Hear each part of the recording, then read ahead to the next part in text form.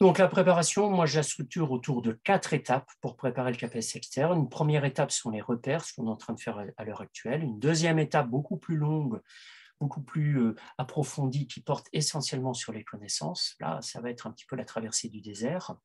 Troisième étape, c'est un approfondissement, c'est-à-dire compléter ce que vous avez acquis dans l'étape numéro 2. Et puis la quatrième étape, c'est l'étape des épreuves, aussi bien écrites comme orales.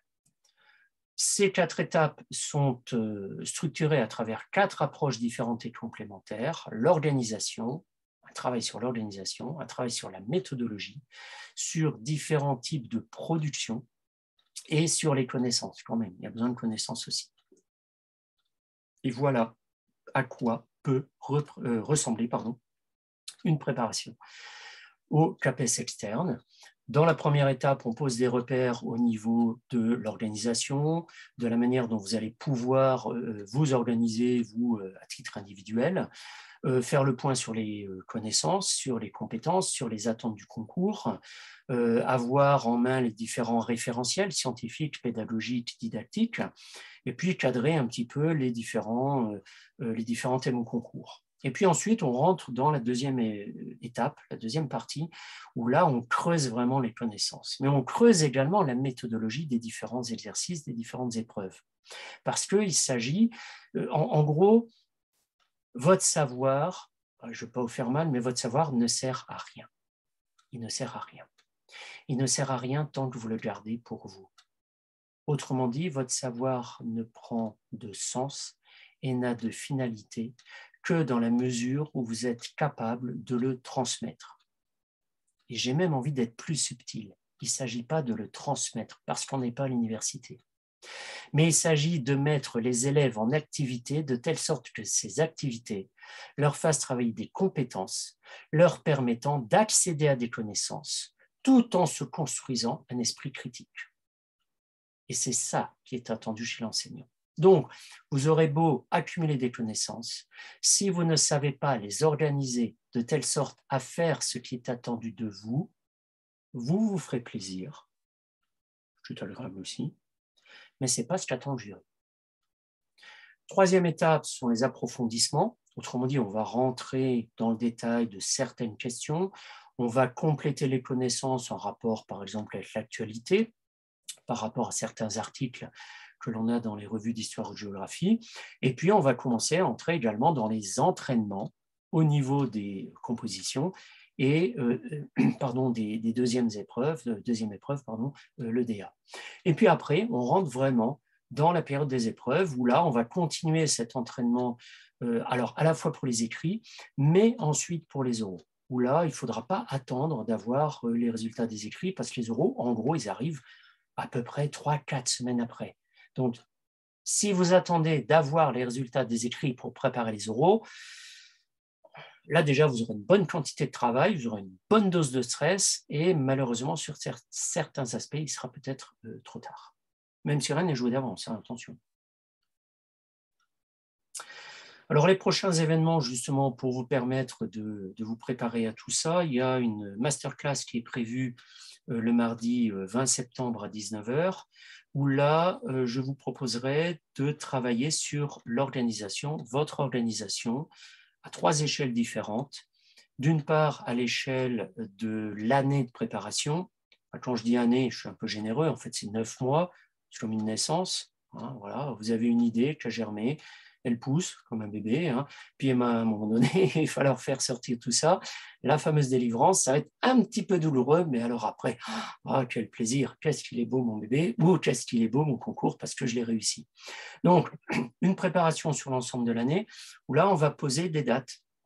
Alors, à la fois de manière théorique, à la fois de manière pratique par rapport au calendrier que le ministère va mettre à notre disposition, si ce n'est déjà fait dans les semaines qui viennent, dire voilà, les épreuves elles vont avoir lieu tel jour, ce qu'on ne savait pas jusqu'à maintenant, même si on en a une valide idée, et puis une préparation par rapport à vous, par rapport à votre calendrier, par rapport à vos obligations personnelles, familiales, professionnelles, où là vous êtes dans un calendrier qui d'une certaine manière est contraint. D'autant plus si vous êtes amené à donner des cours face à des élèves où là, vous allez avoir un autre échéancier qui va se mettre en place. Deuxième échelle temporelle, c'est l'échelle de la semaine. Pourquoi la semaine? Parce que la semaine, elle se répète 52 fois dans l'année. Donc, ça veut dire qu'on a 52 fois, bon, sur 9 mois, multiplié, 4 fois 9. Donc, vous avez autant de chances de recommencer. Sauf que ce n'est pas à l'échelle de la semaine qu'on travaille, c'est à l'échelle de la journée. C'est-à-dire que les efforts sont faits sur la journée. C'est sur la journée qu'on transpire. C'est sur la journée qu'on fait l'effort de se lever tôt, de se coucher tard, de lire un chapitre qui ne nous plaît pas, de procéder à une analyse méthodologique approfondie d'un sujet, de devoir rédiger une introduction. C'est sur la journée qu'on le fait, vous n'allez pas le faire sur la semaine. Sur la semaine, vous allez fragmenter votre travail de telle sorte à avoir un travail de base et initial sur la journée. Et dernier point qu'on abordera, c'est la manière de vous organiser en tenant compte de tous ceux qui vous entourent, de près ou de loin. Le concours, vous le passez, vous êtes seul face à vos peurs, face à vos doutes, face à vos certitudes, face à vos remises en cause. Et vous allez en traverser des moments difficiles. Au départ, c'est tout feu, tout flamme. Quand on commence à creuser les thèmes, est-ce que j'ai fait le bon choix? Ça ne me motive plus autant. Il faut que je me mette au boulot tous les jours. J'ai d'autres choses à faire. Donc là, on procrastine, on part dans tous les sens, etc. Puis après, ça repart. Une fois qu'on a ce noyau dur de base, c'est là-dessus d'ailleurs qu'est structurée la préparation, ça repart parce qu'on comprend finalement. On se rend compte que, oui, il y avait une base de connaissances à avoir, maintenant je l'ai, je comprends tout le reste. Mais il faut que j'approfondisse. Donc je suis reparti dans une dynamique. Puis après, deuxième coup d'arrêt. On arrive à la fin de l'année civile, on est à plat, on est crevé, c'est les fêtes de fin d'année, Noël, le Nouvel An, la famille, tout le monde est en vacances, et vous êtes là, vous êtes à l'esprit au concours. J'arrête, je fais une pause, je continue. Alors si j'arrête, je suis content parce que je fais une pause, mais en même temps, je culpabilise parce que non, je fais tellement d'efforts, tous les autres m'aident. Il faudrait quand même que je mette au boulot. Bref, voilà, vous êtes tiraillé. Puis après, on arrive aux épreuves écrites. Boum, boum, boum. J'ai peur, oui, j'ai planté mon épreuve. Est-ce que je vais aller à la deuxième épreuve? Est-ce que ça vaut la peine, etc. Non, oui, mais il faut quand même y aller, etc. Est-ce que je les ai réussis? Non, c'est rien. Est-ce que je prépare l'oral en même temps? Je ne sais pas. Ouais, je suis sûr, etc. Là, j'ai vraiment assuré, j'ai bétonné. Mais quand j'écoute les autres, non, j'ai un gros doute. Là, j'ai entendu ce que disaient les autres là, en sortant de l'épreuve. Non, moi, je ne suis pas à ce niveau-là. Non, mais je suis vraiment nul, nul. Donc, à ce moment-là, il y a une grosse période de doute, et c'est dans cette période de doute que, justement, il faut arriver à retrouver l'énergie. Et le but, justement, de cette masterclass, c'est de poser les repères dans le but de pouvoir rebondir à chaque fois. Donc, mardi 20, 19h, si vous êtes intéressé, vous vous inscrivez, et puis vous pourrez accéder à tout ça. Les ressources, alors les ressources, vous allez en avoir plusieurs. Bon, là, je fais le tour rapidement. Donc, ce sont des MOOC. Pour chacune des épreuves, vous avez des MOOC qui sont en disposition sur le site, sur la plateforme, qui décomposent en fait au niveau de chacune des attentes. Vous avez également des cours qui sont disponibles, qui abordent essentiellement de la méthodologie. Comment je fais pour analyser un sujet? Comment je fais pour poser une problématique? Comment je fais pour analyser un corpus de documents? Comment je fais pour formuler un objectif? Bref, des choses très précises, très concrètes que vous pouvez aller voir quand vous le souhaitez. Et puis, vous allez trouver au fur et à mesure, alors pour l'instant, il n'y en a pas beaucoup parce qu'il n'y a aucun intérêt. Si vous voulez en avoir, vous allez voir les annales, tout simplement, les sujets qui vont permettre de travailler sur des épreuves. Sujets pour des épreuves écrites, des preuves disciplinaires ou des preuves de discipline appliquée, ou sujet après pour des oraux où là, vous allez pouvoir vous entraîner sur soit des épreuves de leçons, soit ou alors, mais ça on en reparlera plus tard, sur la construction de votre parcours professionnel pour l'épreuve d'entretien. Là aussi, on ne raconte pas sa vie, on ne raconte pas ce qu'on a fait, on raconte autre chose dans le but de montrer qu'on est légitime dans ce que l'on présente. Parce que je peux vous dire que j'ai de nombreux candidats qui, à l'entretien, se sont vus poser ou se sont entendus poser la question suivante.